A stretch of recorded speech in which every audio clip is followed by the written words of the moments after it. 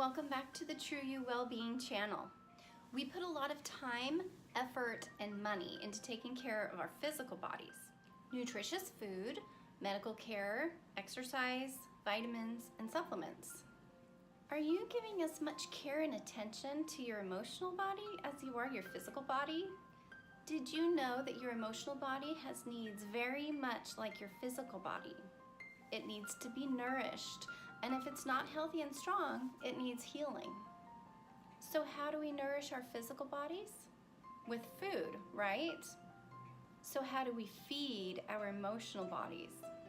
What happens when we binge on junk food and lay around all day? We gain weight, we feel tired and lazy. Eventually, if we do this day in and day out, we will start to feel the long-term effects of neglecting our physical body, like diabetes or heart disease. Well, what are some of the effects of neglecting our emotional health and well-being?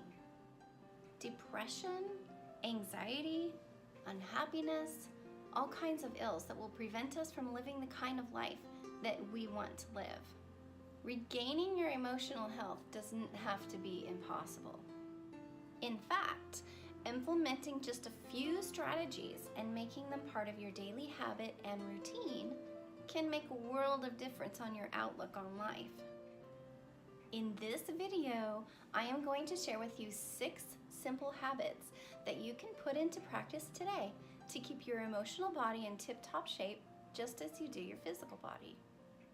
Number 1, rest. Our emotional body needs rest. What sleeping does for your physical body, meditation does for your emotional body.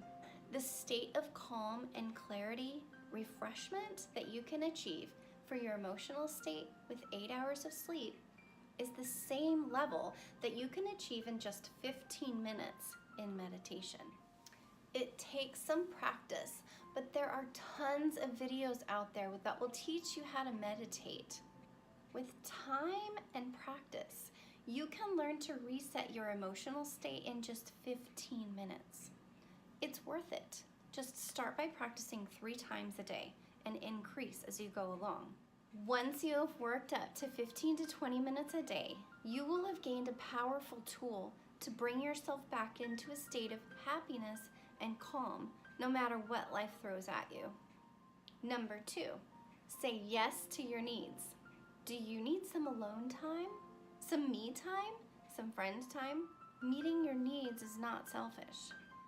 Yes, we do have urgent and important responsibilities that we need to tend to, and we don't want to cause more suffering from the consequences of failing to meet them. But be sure to put self-care in the very important list of things to do today. If you are unable to do this, then have the courage to speak up to others who may be able to help you. Be honest about your limitations and talk to someone you trust about ways that you can help bring yourself back up to a level where you are emotionally healthy. Neglecting your own needs has been erroneously touted as a noble thing. In reality, it is as irresponsible as failing to meet the needs of people who are dependent on you. Why? Because you, and only you, have been given the task of caring for yourself, making sure that you are nourished and cared for, and that doesn't just mean your physical body, it includes your emotional body. If you think it is wrong and unhealthy to eat junk food all day long, realize that what we feed our emotional body is just as important. Feed your emotional body good things too, and leave out the junk. Number 3, positivity. Self-talk and positive affirmations are essential for keeping your emotions balanced. While processing and healing ourselves of past traumas is important, the majority of your waking hours will be usually devoted to routine activities where you will need to be able to function at a normal level. Leave the deep exploration of your hidden wounds aside for when you have the time and energy to thoughtfully process them. If you are feeling like a failure or not good enough, validate that feeling, but then put it aside. In the meantime, replace all negative talk with positive ones. I'm doing the best I can. I'm learning how to do it better and better every day. Never berate yourself or put yourself down, no matter what the situation. It is never a good thing, ever. Number 4, don't take things personally. Just as you have bad days and insecurities, others do too. Realize that most of the time, the way others treat you is more of a reflection of themselves and what they may be going through, rather than it is about you. Most of us can't read the minds of others. So if your mother, brother, or coworker seems off kilter today and snaps at you, chances are they are having trouble with their own emotional regulation system. Be helpful or even apologetic if there is something that you have done wrong, but don't fall for guilt tactics or emotional manipulation. Remember the analogy of the oxygen mask in the airplane. You have to keep yourself grounded first in order to be there to help others. Number 5, boundaries. No one appreciates the importance of boundaries more than others who have lived with years letting others invade them. It is essential to place your well-being at a high priority in your daily life. If you can't operate at a functional level, then it will be impossible for you to be there for anyone else. Believe me, you cannot go on like that forever. The day will come when you will fall apart no matter how hard you try. Ensure proper boundaries are in place with others so that you are the master of your own well-being. Don't let others take advantage of your time, your space, or your emotional energy. If someone else is deregulated emotionally, upset, or irritated, don't absorb their energy. If you truly care about them, pay attention to your own emotional regulation system first to ensure that it stays healthy. The best way that you can help another person to regulate their own emotions is to regulate yours. If you feel ungrounded, find some go-to methods of regrounding yourself. Number 6, compassion. Be compassionate with yourself.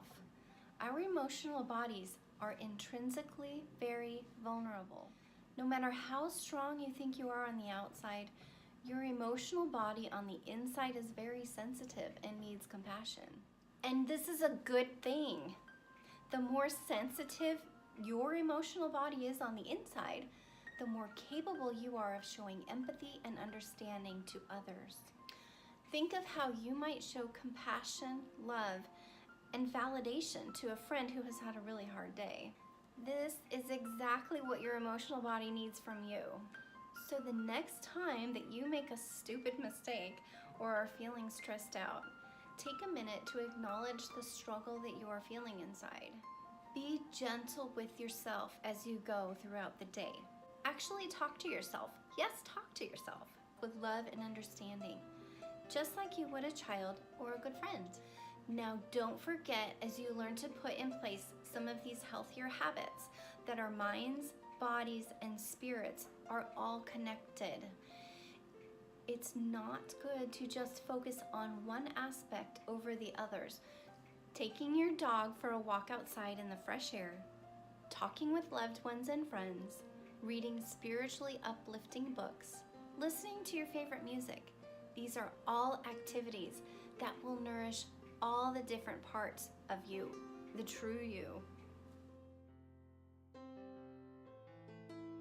If you liked this video and would like to see more like it, click like, subscribe, and the bell to be notified of future videos by True You Wellbeing, where together we will make the world a happier place by giving more power and presence to the true you inside. See you next time.